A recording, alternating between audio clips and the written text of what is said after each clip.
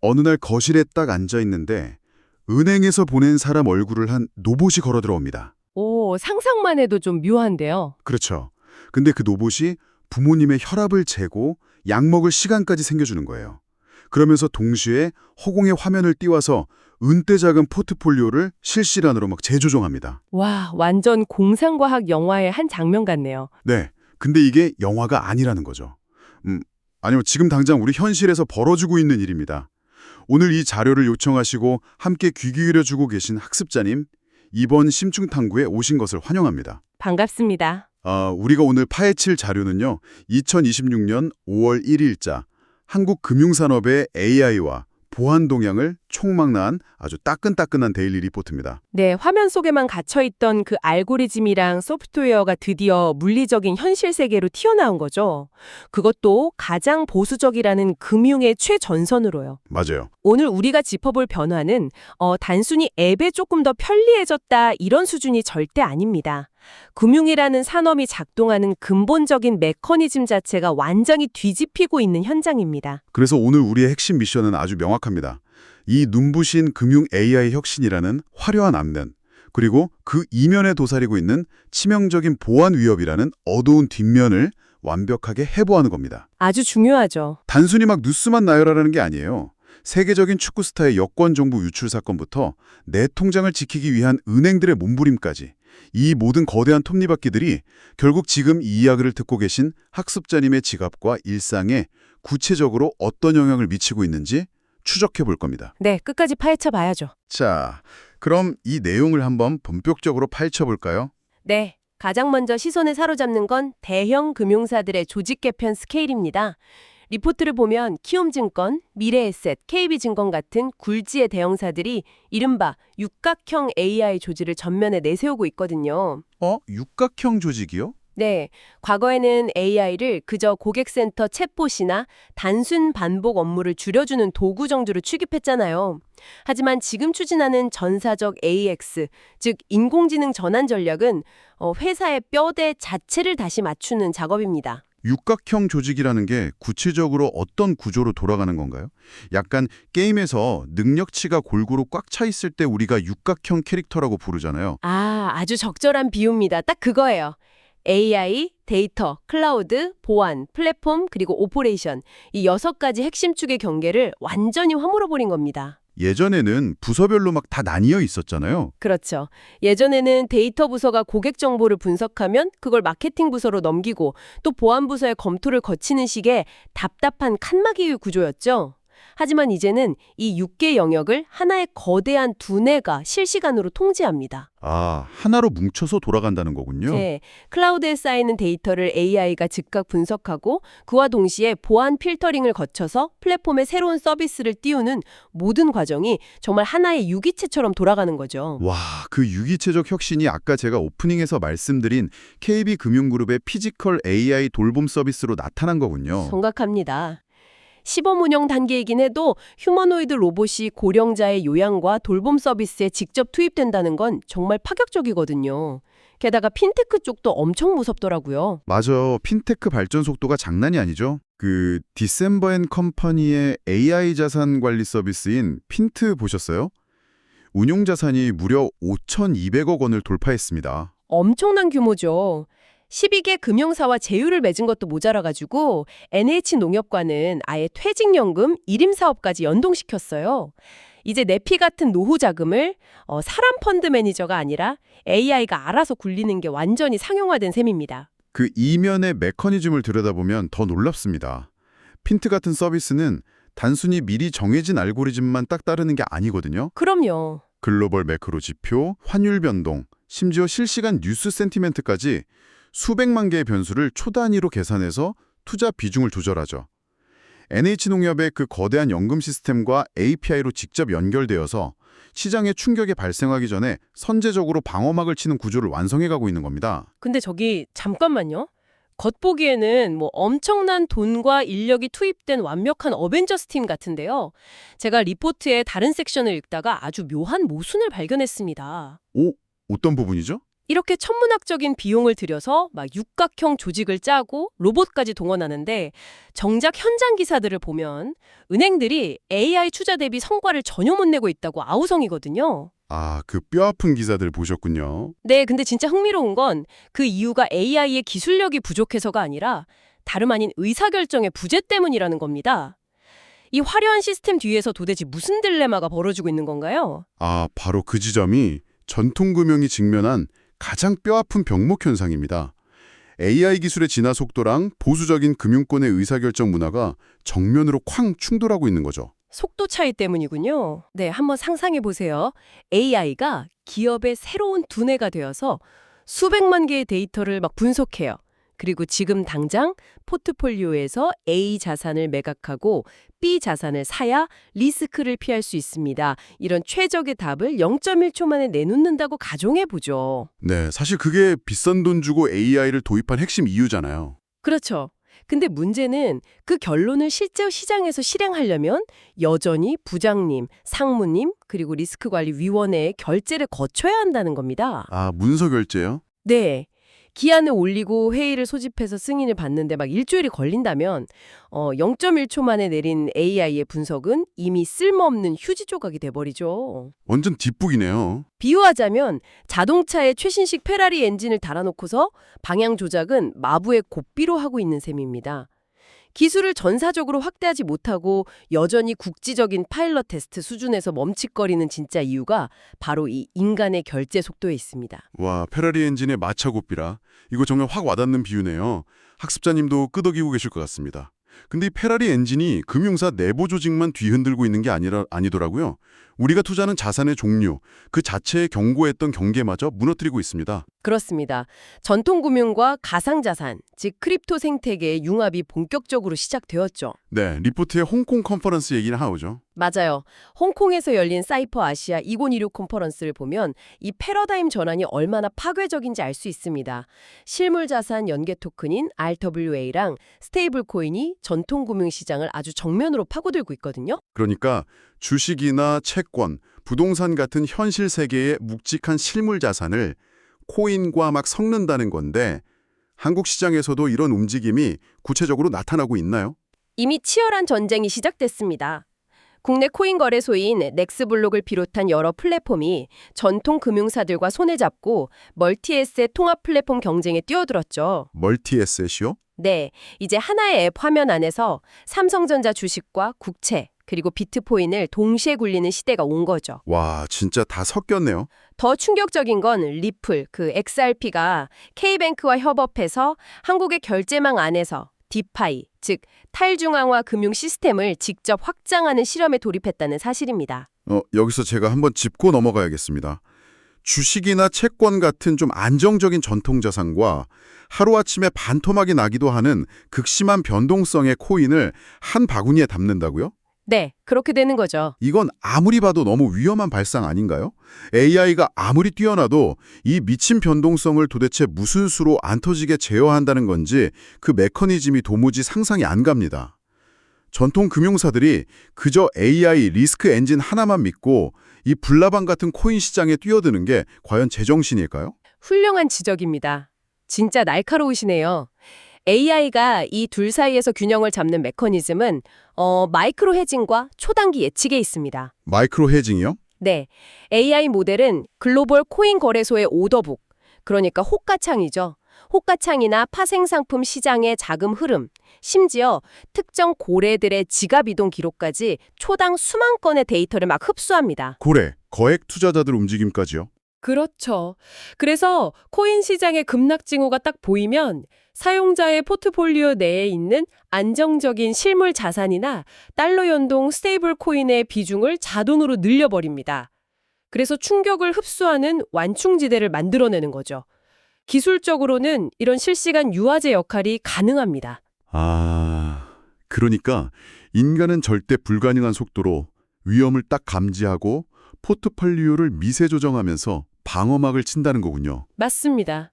하지만 정작 규제 당국의 등골을 서늘하게 만드는 진짜 시한폭탄은 따로 있습니다. 또 있어요? 바로 시스템의 무결성 문제입니다. AI가 아무리 수익률을 완벽하게 방어한다고 해도 만약 그 코인 플랫폼으로 흘러들어온 자금이 범죄 조직의 돈이라면 어떨까요? 헉, 범죄 자금이요? 혹은 북한 해커들이 탈취한 자금의 세탁 경로로 이 융합 플랫폼이 이용된다면요. AI는 결과적으로 가장 효율적인 자금 세탁을 도와준 공범이 되어버립니다. 와, 수익률 최적화가 어느새 범죄 자금 세탁의 최적화를 둔갑할 수 있다는 거네요.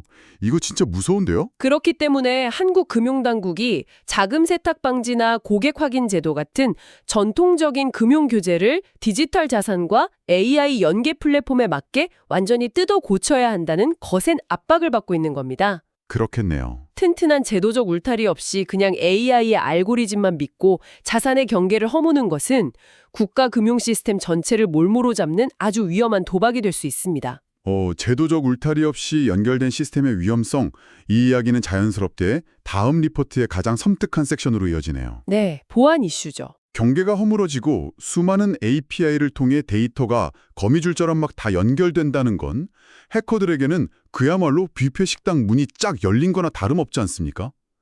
혁신의 이면에 자리 잡은 대형 보안 사고들이 연달아 터졌습니다. 최근의 사고들은 단일 기업의 실수를 넘어서 시스템 전체의 취약성을 여실히 보여줍니다. 롯데카드는 결제 및 신용정보 유출이라는 치명적인 해킹 사고로 인해 무려 4.5개월의 영업정지라는 강력한 제재를 받았습니다. 영업정지 4.5개월이요? 네, 금융권에서 이 정도 기간의 영업정지는 사실상 사형 선고나 다름없는 아주 심각한 사안입니다. 와, 저축은행들이 당한 사기 사건의 작동 원리는 더 기가 막히더라고요. 저축은행 자체 서버가 뚫린 게 아니잖아요. 맞아요. 다른 곳이 뚫렸죠. 그 보험개발원이 운영하는 차량 수리비 산정 시스템이 해킹당했는데 그 허점을 이용해서 무려 1,000억 원대의 가짜 매출 채권 사기가 발생했습니다. 네, 이것이 바로 초연결 시대의 도미노 현상입니다. 저축은행들은 대출 심사를 자동화하기 위해서 신뢰하실 수 있는 공공기관인 보험개발원의 시스템을 API로 딱 연동해 두었습니다. 편하게 하려고 연결해 둔 거죠? 그렇죠. 그래서 해커들은 굳이 보안이 강력한 은행을 직접 공격할 필요가 없었죠. 상대적으로 취약한 연결고리 하나를 딱 끊어내고 가짜 데이터를 주입하자 은행의 AI 심사 시스템은 그 데이터가 보험개발원에서 온 진짜라고 맹신해버린 겁니다. 아, 출처를 믿어버린 거네요. 그래서 1,000억 원이라는 엄청난 대출을 그냥 승인해버린 거죠. 진짜 도미노처럼 무너지네요. 그런데 제가 리포트를 읽으면서 가장 이해가 안 가고 소름 돋았던 대목은 따로 있습니다. 어떤 사건이죠? 아시아 축구 연맹이랑 사우디 프리미리그가 해킹을 당해서 손흥민, 이강인, 호날두, 심지어 피파 회장까지 무려 15만 건의 민감한 여권 정보와 개인 데이터가 털렸다는 기사입니다. 아, 그 사건 진짜 충격이었죠. 네, 근데 축구 선수들의 데이터 유출은 팬으로서 진짜 화가 나는 일이지만 도대체 이 비금융권의 스포츠 해킹 사건이 내 은행 계좌나 대한민국의 금융 AI 리포트와 무슨 상관이 있다는 건가요? 얼핏 보면 전혀 무관해 보이죠. 하지만 이 사건의 이면을 들여다보면 다크웹에서 벌어지는 현대 해커들의 데이터 조립 메커니즘을 정확히 알 수 있습니다. 데이터 조립이요? 해커들은 이제 단일 사이트에서 완벽한 정보를 한 번에 훔치지 않습니다. 아시아 축구연맹 해킹으로 당신의 여권 번호와 이메일 주소라는 퍼즐 조각을 하나 얻습니다. 조각을 모으는 거군요. 네. 그리고 석 달 전 보안이 허술한 인터넷 쇼핑몰에서 털린 당신의 비밀번호와 배송지 주소 조각을 다크웹에서 또 사들입니다. 아, 그러니까 서로 다른 곳에서 털린 별개의 정보들을 다크웹에서 막 사가지고 하나로 모은다는 거군요. 맞습니다. 그리고 여기에 AI를 투입합니다. AI 알고리즘이 수억 개의 유출 데이터베이스를 순식간에 교차 검증하면서 당신이라는 사람의 완벽한 디지털 신분증을 합성해냅니다. 헉, 가짜 신분증을요? 이른바 신원 도용의 핵심 열쇠가 완성되는 거죠. 이렇게 조립된 당신의 가짜 신분은 어느 날 갑자기 인터넷 전문은행에서 비대면 계좌를 딱 개설하고 코인 거래소로 연결되어서 순식간에 수천만 원의 대출을 실행해버립니다. 와, 세상에. 비금융권에서 흘러나온 작은 파편 하나가 금융자산을 탈취하는 치명적인 무기로 둔갑하는 원리죠. 와, 그러니까 제가 축구 예매 사이트에 그냥 무심코 가입했던 정보 하나가 나중에 내 피 같은 퇴직금을 날려버리는 마스터키로 쓰일 수 있다는 거네요. 이거 진짜 소름 돋네요. 학습자님도 비번 관리 다시 하셔야겠습니다. 그래서 이제 금융권에서는 최소 권한 원칙이 생존의 필수가 되었습니다. 제3의 기관이나 외부 앱과 데이터를 연동할 때 모든 정보를 통째로 막 넘기는 게 아니에요. 그럼 어떻게 하죠? 지금 이 순간 딱 필요한 최소한의 데이터만 접근할 수 있게 쪼개고 차단하는 기술적 방어벽을 단단히 구축하는 거죠. 인간의 약점과 다른 시스템의 허점을 귀신같이 파고드는 이 범죄자들 때문에 결국 금융권도 똑같이 AI를 빼들고 방어전에 나설 수밖에 없겠네요. 완전 창과 방패의 치열한 군비 경쟁입니다. 맞습니다.